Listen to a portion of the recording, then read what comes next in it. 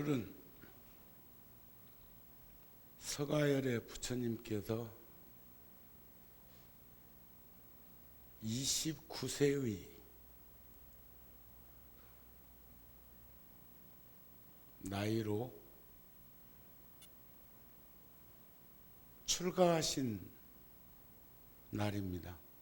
제가 1965년도에 처음 절에 와서 공양을 하고 출가자의 길을 걷기 위해서 들어섰는데, 그러니까 50년 다 됐잖아요. 횟수로 꼽으면 50년이라 만으로는 내년이 이제 50년인데,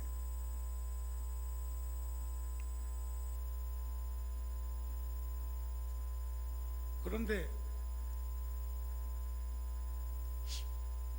그 50년 간격으로 50명만 세우거나 60명만 세우면 서가모니 부처님 이내 만날 수가 있습니다.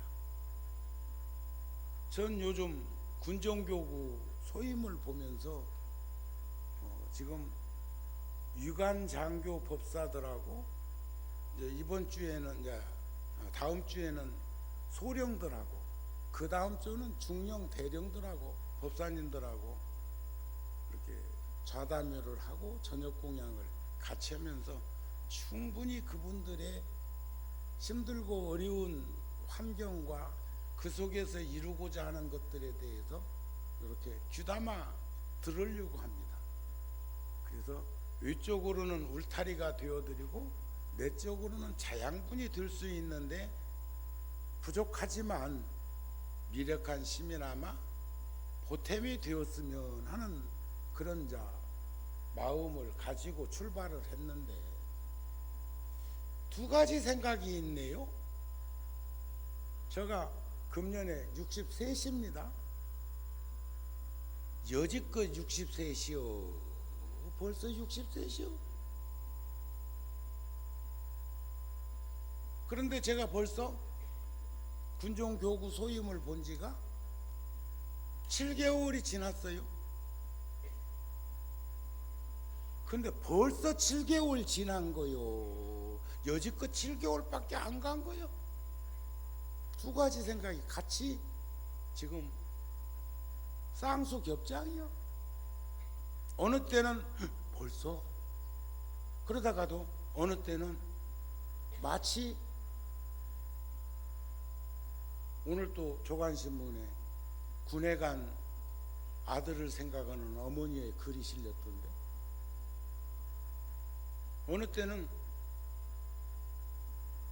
군 복무자가 의무 복무를 하기 위해서 군에 간 자가 육군은 21개월이고 해군은 23개월이고 공군은 24개월인데 전 34개월 보름했습니다.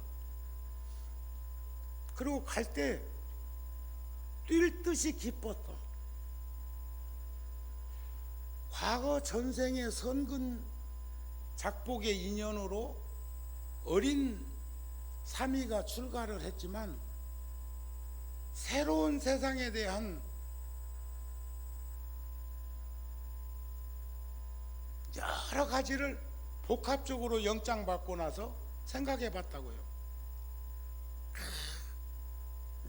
그리고 또 환속할 그런 생각은 안 하는 사람이었으니까, 지금까지도 그렇지만 그때도 그런 생각은 없었으니까 출가한 걸 참 잘했다고 기쁨으로 생각을 하는데, 새로운 세상에 대한 동경, 그런 것도 있었다고요. 그런데 대다수가 아마 군에 영장 나와서 갈 적에 그렇게 생각 못할걸. 그러면 제가 부대에서 병사들 만나서 법문 같은 것 하고 할 적에 그런 얘기 합니다. 여러분들은 앞에서 말한 그 개월수를 헤아리고 있는 사람이 있느냐? 그렇다면 나는 34개월 보름이나 했는데, 여러분들이 지금 34개월 보름 한다고 가정을 해보면 아마 내 생각에 못 견디겠다. 너 제대할 때 나는 13개월 보름이나 더 있었어야 되는데, 그렇게 역으로 역지사지해서 풀어가는 얘기를 해보곤 합니다. 그런데 어떤 병사는 벌써 이렇게 됐어? 나 곧 제대하네? 이렇게 생각하는 사람이 있는가 하면 아직도 이렇게 남았어? 저도 임기가 4년인데 누가 붙들고 있는 것 없어. 그저 교구장 주지소임은 임기가 4년으로 정해져 있어. 근데 꼭 그걸 채워야 되는 것도 아니여. 싫으면 툭 털고 나오면 그만이야. 그렇지 않아요? 그런데 벌써 이렇게 시간이 됐나? 이런 마음가짐으로 그 소임을 보는 게 낫겠소. 왜 이렇게 시간이 안 가냐? 안 가면 가는 대로 가면 되지. 안 간다고 탓할 것이 아니라. 이해가 되시죠? 그러니까 그런 걸 응용해서 비추어 보면 서가모니 부처님 제세시로부터 지금까지 2500년이든 3000년이든 2500년이면 어떻고 3000년이면 어때? 50년짜리 한 5, 60명 세워놓으면 만나는데 더군다나 그분들은 전부 다 부모 형제 처자건석을 다 떨치고 출가를 한 사람들이 거기까지 가서 세간에서 이루어지는 것처럼 살 이유가 있겠는가? 그러니까 부처님을 만났던 가섭존자, 이번 3월달 우리 잡지에도 가섭존자 말씀도 제가 글로 남겨놨습니다만 수 없는 그 제자들,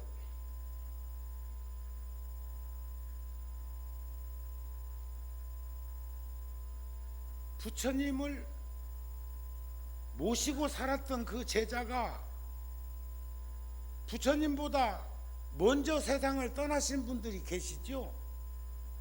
예를 들어 사리불이나 목련존자 같은 분들은 부처님보다 나이도 많았지만 가섭존자나 먼저 부처님이 떠나실 무렵에 사리불존자 같은 경우는 허락받고 먼저 간다고요. 먼저 세상을 떠나. 목련도 그러는데 그 후에 출가한 사람들이 부처님을 배웠던 분들을 만날 거라고. 예를 든다면 부처님의 10대 제자 가운데 혈족으로는 사촌 동생이기도 한 아란존자, 오늘 또 잠깐 한 소절 나올 건데,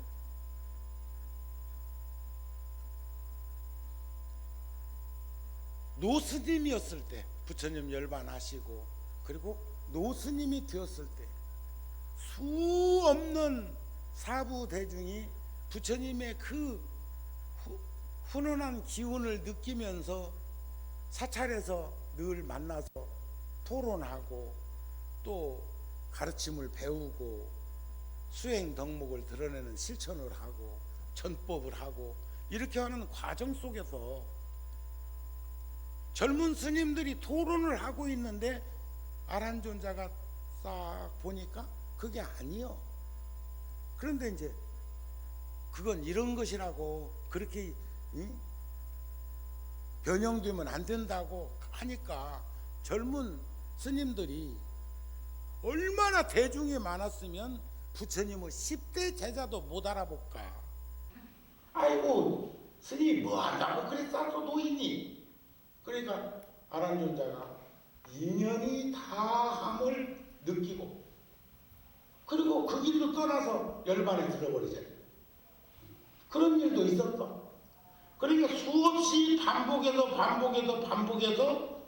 부처님을 모시고 살았던 제자로부터 듣고 한 5, 60명이 전해준 말을 전해 들으면 그곳에 부처님을 계시다는 거예요. 이해가 되셨어요? 됐어요? 안 됐어요? 근데 오늘 또 토요일이기는 하지만 아쉽네. 이런 방편을 들어서 지혜롭게 살아가는 현장에 함께 하자고 했는데 오늘 뭐 토요일날 적게 오신 것은 아니고 출가제일이고 이게 우리들의 현실적 모습이라고 하면 인정해야지 뭐. 저 각성하겠습니다. 네, 밖에 들어만 돌아치느라고. 어저께도 저는 두 곳에 부대에 생겨왔고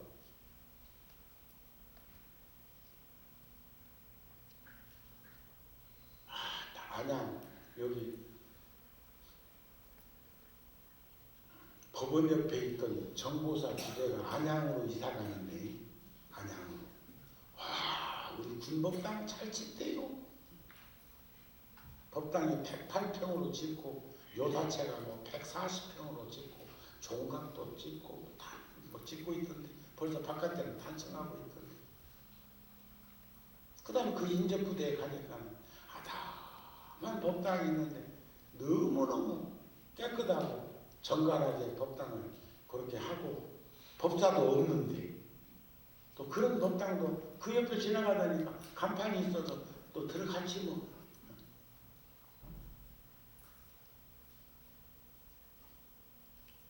그런데 우리는 정견, 바른 눈이 필요합니다. 사람들은 모든 것이 덧없다는 사실을 모르기 때문에 끝없는 고뇌를 받고 있다. 안 그럽니까? 우리가 부처님의 가르침에 대한 정견, 바르게 볼 수 있는 눈을 갖지 못했기 때문에 덧없다는 사실도 모르고 끝없는 고통과 괴로움의 출발점인 고뇌를 받고 있다. 이런 말씀이라고 생각이 되어집니다.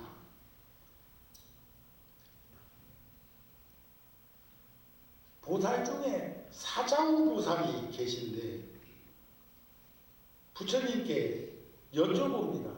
세존이시여 열애께서 우리 부처님 명호가 이름이 10가지 명호가 있죠. 열애께서 무슨 연고로 2월달에 열반 하십니까? 지금 열반 직전에 이제 열반일 다음 주 토요일 날 그 열반 할 그때 이제 여쭤보면서 사자후 보살이 열애, 응공, 정병지, 명행조, 선서, 세간에, 무상사, 조어장부, 천인사, 불세조. 세상에 존귀한 분들은 꽉 찼지. 세상에 존귀하지 않은 분이 어디 있나요? 다 존귀해서 그들이 다 세존이시겠지만 부처님은 깨달은 세존이라면 불세존. 이해가 되죠? 이런 심포가 있어. 정우 스님도 10가지 이름은 없어도 어렸을 때는 아명이 현종이었어. 그리고 호적에는 개근상이 아니고 정근상, 이정근이요. 절에 와서 스님이 되어가지고 받은 이름이 정우요, 정우. 제가 3월 초에 대만 불광사에 성운대사께서 찾으셔가지고 잠깐 법표에 다녀왔는데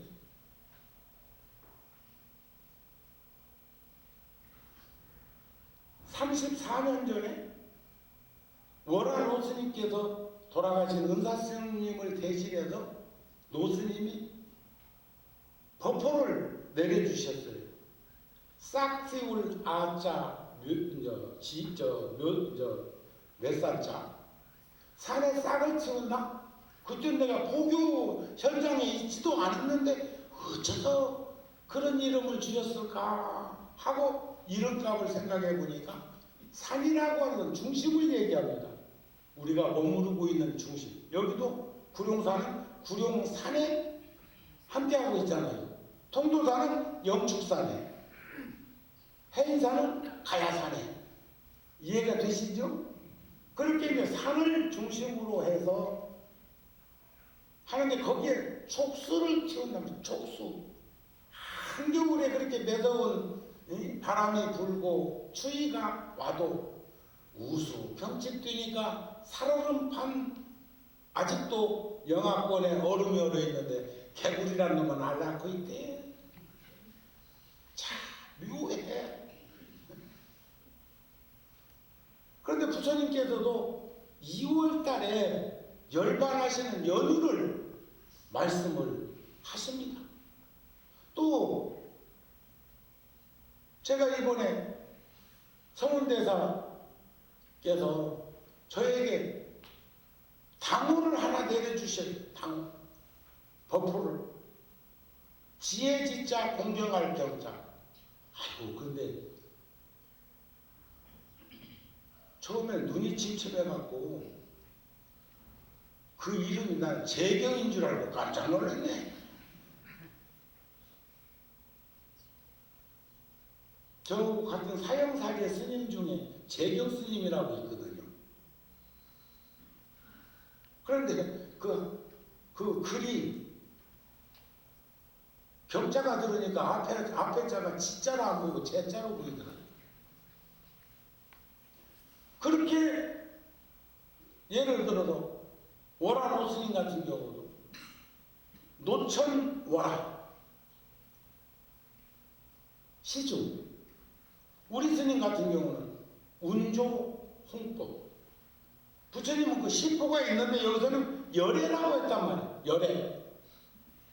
열애는 청정 법신 원만 도신 천백억 화신, 법신과 보신과 화신을 원만 구덕하게 갖춘 모습, 열애라고 합니다. 열애께서는 무슨 연고로 2월 달에 열반에 하십니까? 또 태어나신 날도 출가하신 날도 깨달음을 이루신 날도 8일인데 어째서 부처님은 보름날 열반하십니까? 제가 한 23년 전에 인도 부다가야에 한국 사찰을 하나 세우고 싶어서 몇 년 동안 한푼 두푼 성지순례 갈 때마다 모았던 돈을 어느 스님이 열심히 기도를 하고 있고 저를 세우고 싶어 해서 함께 했습니다. 지금 돈으로 말하면 몇 천만 원. 그런데 그 땅이 몇십억짜리로 바뀌었어. 지금 몇 천만 원짜리가 몇십억짜리로. 그런데 우리가 절 지으려고 하는 땅을 매매해서 사고 파는 그런 부동산에서 옆에 지금 버스 대놓고 차 대놓고 있는 거기다가 별관 지어야지. 거기다가 저렇게 주차장만 하고 지내고 저러다가 저거 몇십억 끝나고 저거 팔아서 땅 걷을까? 나는 그거 내 사전에는 그런 말이 없어. 이해가 되죠? 그 조금 요즘 어려움을 겪고 있는데 그러는데 그때 돈이 모자란다고 해서 3월 8일 날이야. 날짜도 안 잃어버려. 국회의원 선거하고 그날 저녁 비행기를 타고 그쪽에 갔는데 그때 한 사람이 가지고 갈 수 있는 돈이 5,000불이에요. 그 당시에. 그 전에는 3,000불이었고 그 전에는 500불도 가지고 나갈 때가 있었고 300불 갖고 나갈 때도 있었다던가. 그래서 그 성공한 교포들 중에 처음에 한국에서 미국으로 공부로 갈 적에 뭐 300불 가지고 갔다 이런 말이 그 당시 형편이 그런 돈도 가지고 가기 쉽지 않은 시절을 얘기하는 뿐이야. 그런데 막 돈 무지하게 안 갖고 나갔는가 보다 하는데 법적으로 갖고 갈 수 있는 방법이 없었어 그때는.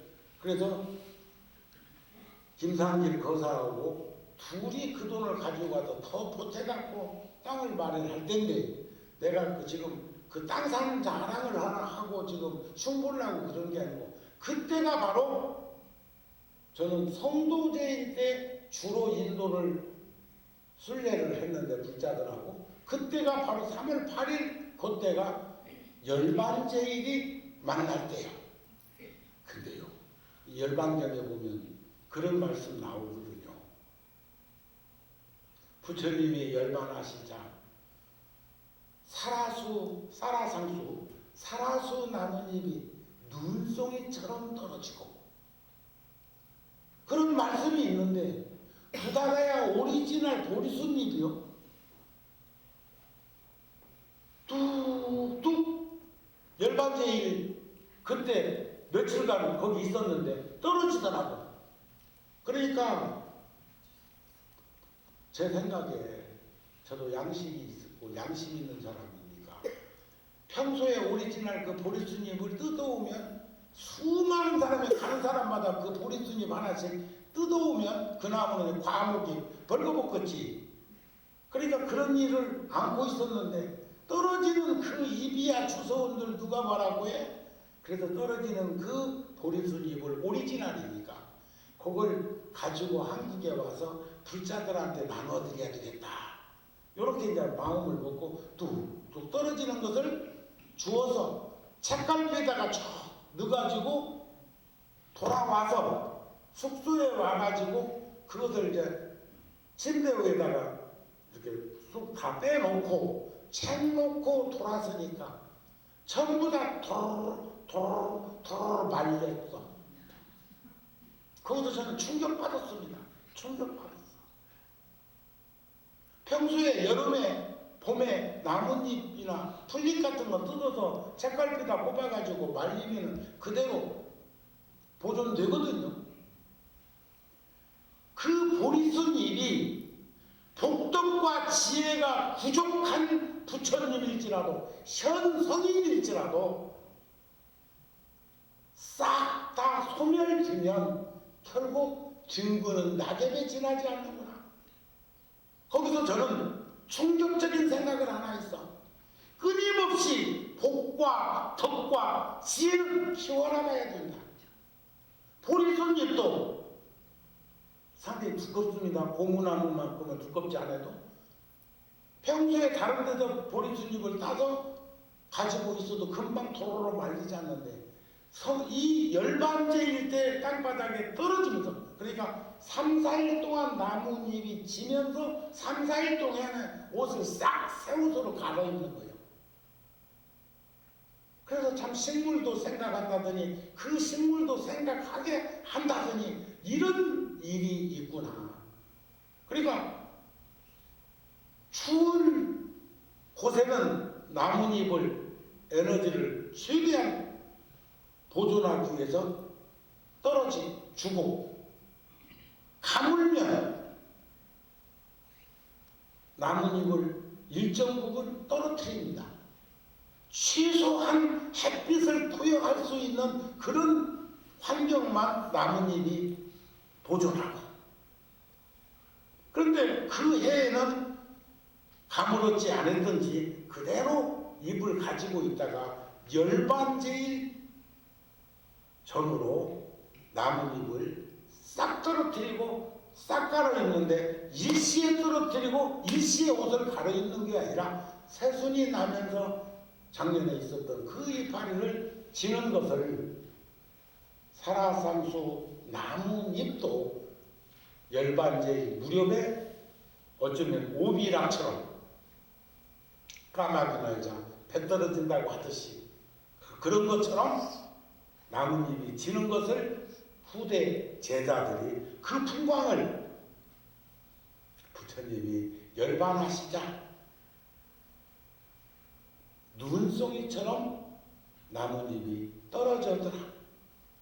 그것은 어쩌면 슬픔을 시적으로 표현한 그런 것들이 아닐까 싶은 생각을 합니다. 부처님께서 말씀하시기를 선남자야 2월은 봄이다. 봄에는 만물이 자라나고 화초와 나무를 심고 꽃이 피고 열매를 맺고 강물이 많아지고 온갖 짐승들이 새끼를 치는 때이므로 이때에는 중생들이 우리들이 흔히 항상 하나는 생각을 내느니라. 추삼월 새봄이 오면 사람들이 다 싱그러운 생각들을 하는 것처럼 부처님 당시에도 그런 생각을 한다. 부처님이 2월 달에 열반하신 연유가 다 새롭게 드러나는 현상들을 보면서 자기도 새로운, 오늘 또 새롭게 태어나자고 나무아미타불 관세음보살 무량수 무량광 한량없는 부처님 품 안에서, 그리고 세상의 음성에 귀 기울이자고 아마 그 노래에서도 나무아미타불 관세음을 거기다가 후렴으로 넣은 것이 아닐까 하는 생각을 들으면서 했습니다. 그래서 중생들의 이러한 항상하다는 생각을 바로잡아주기 위해서, 깨트리기 위해서 온갖 법은 모두 무상하고 오직 부처님만이 항상 있어서 변하지 않는다고 말하고자 함이니라. 부처님 열반하셨도 우리들 눈에 열반하시는 거로 비치는데, 열반경에 보면 재밌는 구절이 있어.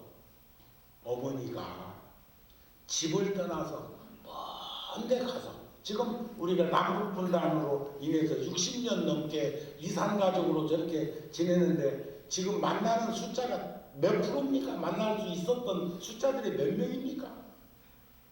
미미하거든요. 살았는지 세상을 떠났는지도 모르고 사는 이들 얼마나 많습니까? 어떤 일을 이번에 금방산에서 만났는데 아이고 돌아가신 줄 알고 생신날 밥도 넣고 제사를 모셨다고. 근데 멀쩡하게 살아있네. 부처님이 그런 말씀도 하셔요. 마치 부처님이 지금 사바세계에서, 부처님은 오고감이 없는 분이기 때문에 열애라고 하는 건데,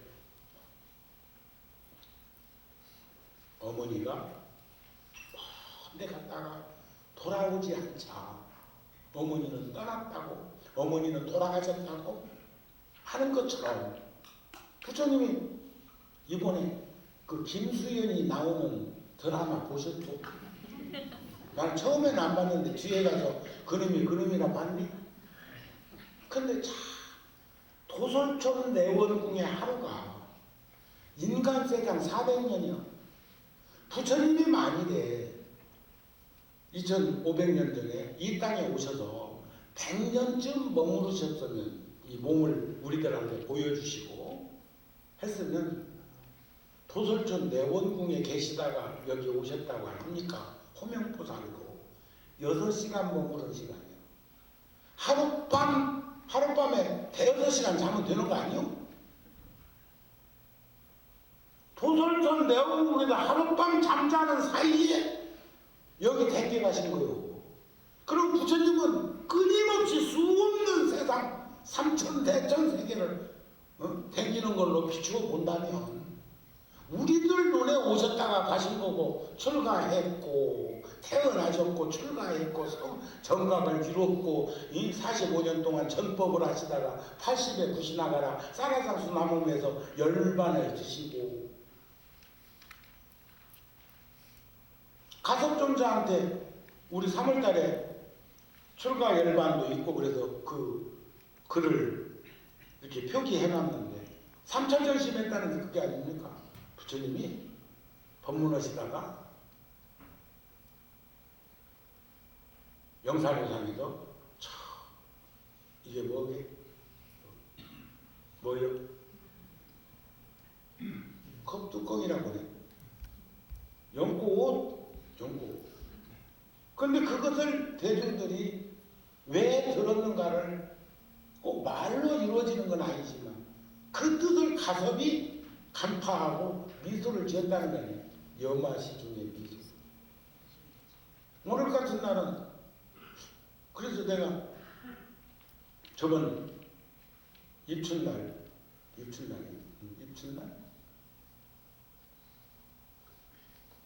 열애사 법표를 갔었는데 얼마나 불자들이 입춘날 많이 오셨던지 또 그리고 여기도 일요일날 보면 거사님들이 바깥에서 그 추운데 봉사하는 것처럼 거기서도 봉사를 하고, 여러 부자들이 곳곳에서 봉사를 하는데 법당으로 안내도 하고, 이런 일들을 하고 있는 모습을 보면서 가섭존자가 구름처럼 모여드는 대중들, 그것을 근간에 보려면 달라이 라마께서 인도에서 큰 법회에 법문을 하실 때 보면 10만 20만 대중들이 운집하고 스님들만 해도 몇몇 명이 그 법회 장소에 오는데, 굉장해. 어떻게 그렇게 방광들이 큰가, 뭘 안 먹고 오는가, 아니면 옆에다가 화장실 하나 달고 오는가. 오전에서 오후 5시까지 하면 8시간 정도를 예를 들어서 법문을 한다고 하면 나갈 수가 없어. 그 공간에 몇만 명이 이걸 꽉 들어섰는데, 거기에 앉아갖고 미동도 하지 않고 그 법문을 다 듣고 그 기도를 같이 하는 대중들을 보면서 불가사의하다는 생각을 합니다. 그런데도 정우스님은 그런 때 거기 가면 명찰도 다르지만 VIP 이렇게 붙어있대. 그러면 달라이라마 계신 이렇게 스님들이 있는 이쪽으로 자리를 딱 만들어 놓고 미미포체 쪽에서 안내를 하죠. 그 시자들이. 그런데 그렇게 자리를 부처님 가까이 가져다가 보니까 막상 가섭존자가 부처님 계신데 가까이 왔을 때는 빈자리가 하나도 없어. 그러니까 부처님 자리, 분반장, 답전에 분반장 자리를 반전을 내주셔. 누구에게? 가섭존자에게. 그래 거기서 또 빙긋이 미소를 먹으면 탁하죠. 그 다음에 이제 2월 보름날 열반에 드셨는데 전법의 길을 떠나서 포교로 마을로 다니다가 부처님이 열반하신 것을 전해 듣고 그 노인이 노구를 이끌고 구시나가라 사라상수 나무 있는 그곳으로 왔을 때, 지금도 거기 가면 다비장도 있고 한데,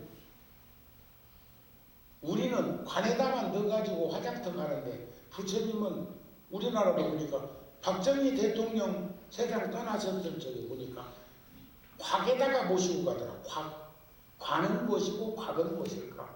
관은 일반적으로 쓰는 게 관이고, 그 관에 더 두껍게 모습을 다듬어 놓은 게 곽이에요. 곽시상부라는 게 관곽 밖으로 두 발을 쑥 내보였는데, 어째서 내보였느냐 하면 가슴이 와서 관을 붙들고 슬피 눈물을 흘리니까 두 발을 쑥 내보였어. 생사일련은 저쪽 동네에서 말하는 부활은 생사, 나고 죽는 게 둘이 아닌 것은 그런 연기 아닌가요? 그러면 이제 중생들은 난리 나서 어이구 팔 나오는 거 보니까 부처님이 살아있는데 돛을 부리는가 봐 어서 관 뜯으라 걸 건데, 누구도 그런 말 하지 않고, 그러고는 패밀리 아파트 뭐 전화 한 통화하면 가스불도 꺼지고 켜지고 전기불도 들어오고 나가고 그런 다음에 집에, 요즘은 그런 아파트들이 있다던데? 있어요? 집에 사람이 없는데도 저녁에 전화 한 통화만 했고 코드번호 툭 하나 누르면 전기가 들어온다 하네.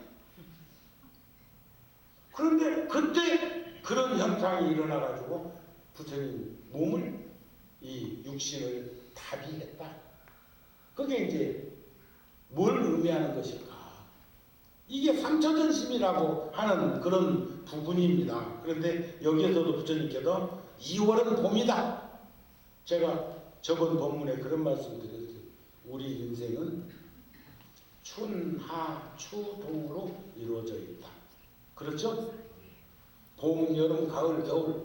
근데 봄, 여름, 가을, 겨울이 일생을 나눠서만 있는 게 아니라 오늘 하루도 봄, 여름, 가을, 겨울이 있어. 우리나라는 사만사원도 있다. 겨울에 차가운 그 날씨 속에서도 더운 기운이 움직이면서 한 사흘 추우면 한 나흘 따뜻하고 그런 거 아닌가요? 그러시죠? 그게 지금 우주 질서라고요. 어느 공간에다가 여름에 덥다고 에어컨 틀어놔도요, 에어컨 차가운 바람 사이사이로 더운 바람이 쫓겨다닌다? 그 시간에 가려서자고 하면 될 건데 그게 또 같이 어울리더라고. 자, 우리가 여기서 하나 지켜봐야 할 대목이 있습니다. 저는 요즘 사관학교 법회 같은 거 갔을 때는 그 청년들한테 그 얘기합니다. 여러분들은 사관학교 졸업하면 25살 안 되지요? 고개 끄덕끄덕. 일반 청년들은 군에도 갔다 와야 되고 대학교, 대학원 정도 나와야 되면 25살까지는 빡빡해. 그러니까 넉넉하게 한 30년 추워. 이것을 준비하는 기간, 봄에 해당하는 인생으로 주어.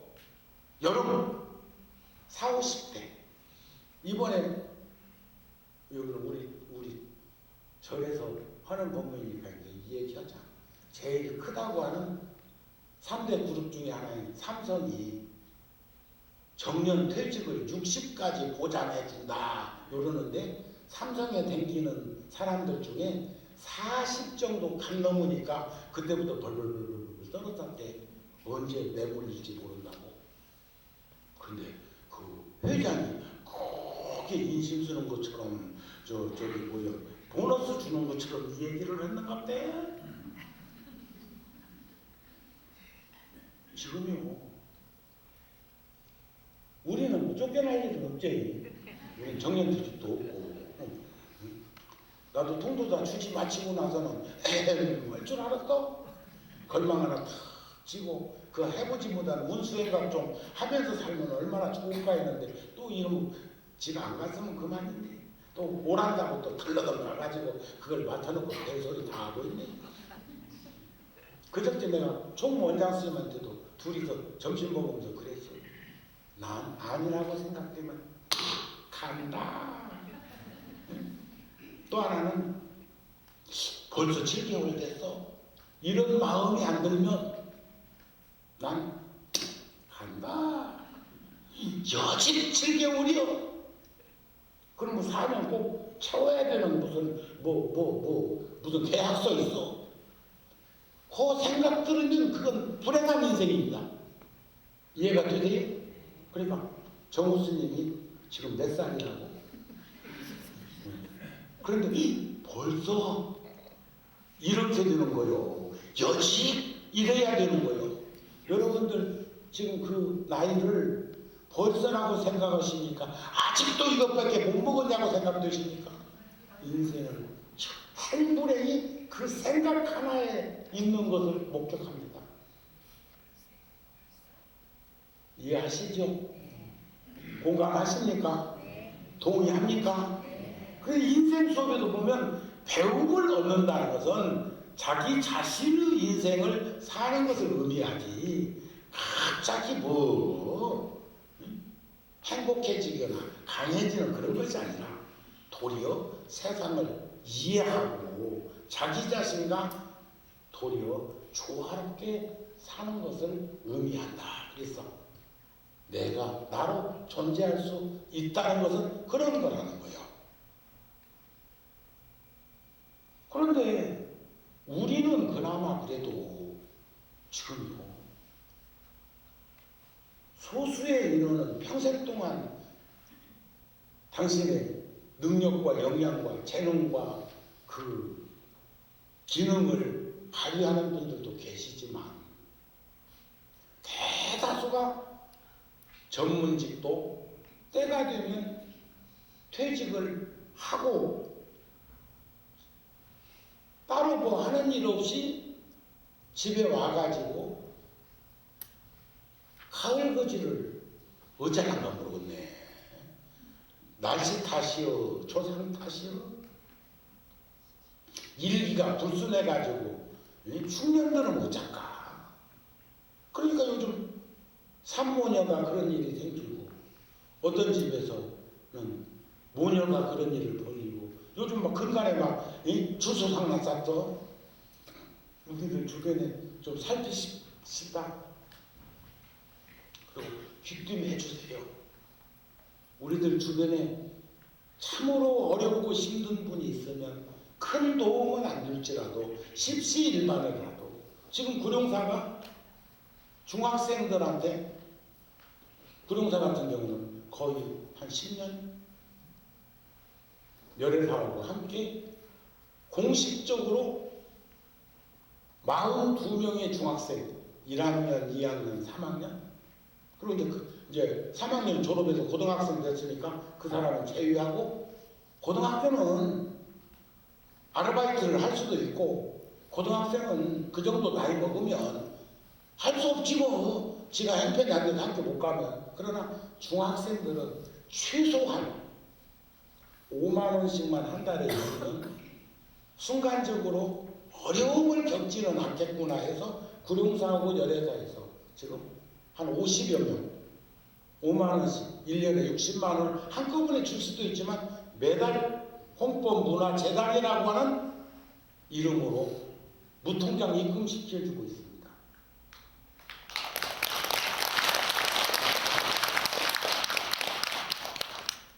작년에 우리가 홍법문화재단으로 거기에서 쓴 돈이 한 3억 정도 되대요. 그게 나눔이야. 나눔. 그전에는 구룡사에서 준 조대처럼 이번에도 실질적으로 구룡사 열애사에서 3천만 원을 8월 달에 그 필리핀 그 일 났을 적에 9월 초에 우리가 제일 먼저 종단에다 갖다가 냈는데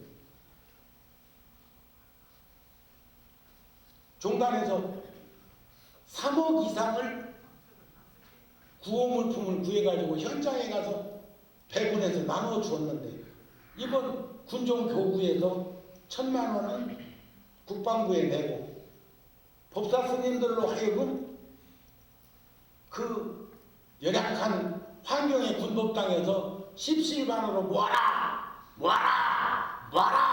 해가지고 3,500만 원 정도 모았어. 그걸 제가 4월 초에 필리핀 우리 국방부에서 파견된 부대에 그 돈 가지고 갑니다.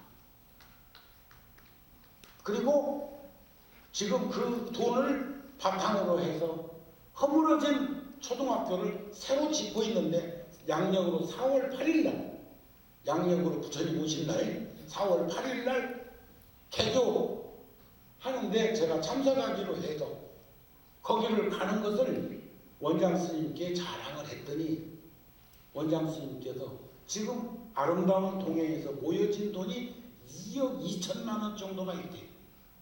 근데 그것 스님이 국방부하고 협의해서 우리나라에서 지금 지원사업팀이 그 현장에서 공사하고 있는 우리 부대를 통해서 학교 새로 지어줬으면 좋겠다. 국방부에서도 난리가 났어. 그렇잖아요. 불교는 아무것도 아닌지라지. 요즘 교회하고 성당에서 군법당에서 하고 있는 일을 듣고는 깜짝깜짝 놀랬네. 자다가도 놀랬네. 핫팩도 22만 개 갖다가 막 전방에다가 철책선에 또 서해안에 막 갖다 나눠 주었습니까? 그 3월달까지 쓸 물량입니다. 야간 근무자들한테. 근데 그게 한 사람의 생각이 실천하는 모습으로 옮겨질 때 십시일반으로 그 모이는 그 모둠이 그런 큰 기운에 따뜻함을 줄 수 있다는 거 우리는 실생활에서 투영해서 반영했으면 좋겠습니다. 아시겠습니까? 그러니까 젊은이들은 앞으로 100살까지 산다는데 잘하면 120살도 산디야. 동의보감은 120살 산다고 누가 그러대. 그런데 어쩔 거냐 말이야. 아무리 몸부림쳐도 대다수가 60이면 퇴직을 해야 되는데, 집으로 와야 되는데, 여러분들의 자식, 여러분들의 손자는, 그 세대는 100살 넘을 때까지 살 건데 그 나머지 시간을 뭐하고 살까?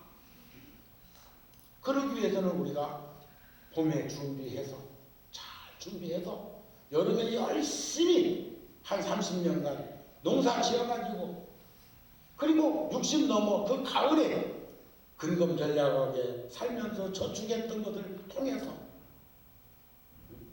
가을 거지를 잘 거두어서 겨울이 세상을 떠나는 노병사의 계절이라고 생각하지만, 한겨울을 지난 저 나무들 보세요. 꽃망울 머물고 있는 거. 겨울은 죽은 계절이 아니더라는 거예요. 겨울은 새로운 생명을 잉태하는, 오늘도 노래가 뭐 새롭게 나자고, 합창단 어디 갔어 다? 아이고, 아까는 몇십 명 있더만 나머지는 어디 갔을까? 봉사하러 갔나? 반야센터 갔나? 아니면 아래층으로 내려왔나? 그러면 피아노 뒤에 있는 사람은 벌떡벌떡 일어나면 될 건데 아무도 안 일어나는 거 보니까 저기 다 어디 갔는데? 또 그런다고 또 일어나? 아이고, 여자 너무 고마워서 그래요. 합창단한테 박수 한번 보내주세요.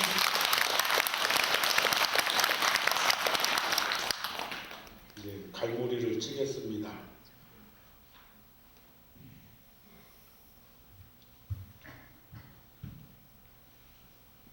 여기는 부처님 당시에는 추나추동을 24절기로 얘기도 하고 그런데, 경전에는 6철 중에 6철, 2달 간격으로 이렇게 나눠서 6철 중에 첫 겨울은 낙엽이 지고 쓱쓱해서 사람들이 즐거워하지 아니하고, 봄철은 따뜻하고 화창해서 사람들이 사랑하다가 중생의 세간락을 깨뜨리기 위해서 항상하고 즐거움을 연설하는 것이며, 나이고 깨끗한 것도 그와 같으니 열에는 세간이 나와 세간의 깨끗함을 깨뜨리기 위해서 참된 나를 참되게 보게 하기 위함이다.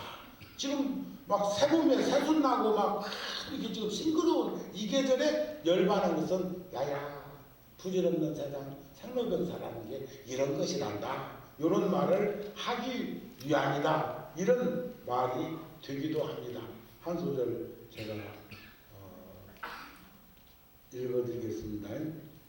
불자들이여 이월은 열에 두 가지 법신에 비유하였으니, 겨울이 즐겁지 않다 하면 지혜 있는 이는 열애가 무상하게 열반의 드심을 즐겨하지 아니하니면, 이월이 즐겁다는 것은 지혜 있는 이는 열애에 항상하고 즐겁고 나이고 깨끗함을 사랑함에 비유하고, 조목을 심는 것은 중생들이 법을 듣고 항의하며 안욕 따라 삼작 삼보리 심을 내어 선근을 심는 데 비유하였고, 강물은 사라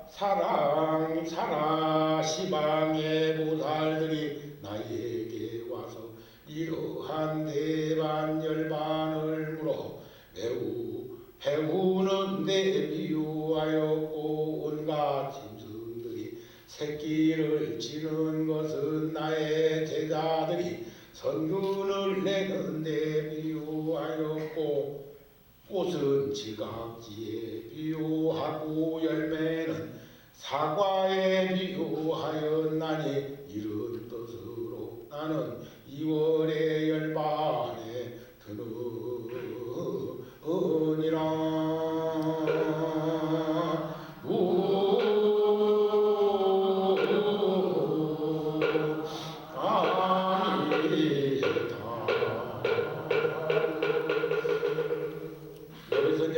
수다라는 것은 수다한, 사다, 아나함, 아라함을 말하는 것이고, 내일 열애사에서 이제 법문을 할 건데, 내일은 부처님이 이제 아까 말씀드린 8일에 태어나시고 출가하시고 성도하셨는데, 어째서 열반을 2월 보름날 하십니까 하는 대목은 내일 이제 법문을 근데 또 여기서 또 열애사로 그 법문 들을 기라고 오지 말고 붓다 TV 인터넷 방송으로 들어가서 보면 거기 그대로 한 줄 가감 없이 삭제 없이 방송되니까 그것을 보시면 되지 않을까 싶은 생각이 듭니다. 아셨죠? 그리고 오늘 혹여 저 처음 보시는 분 있으면 손 들어보세요. 일어나고.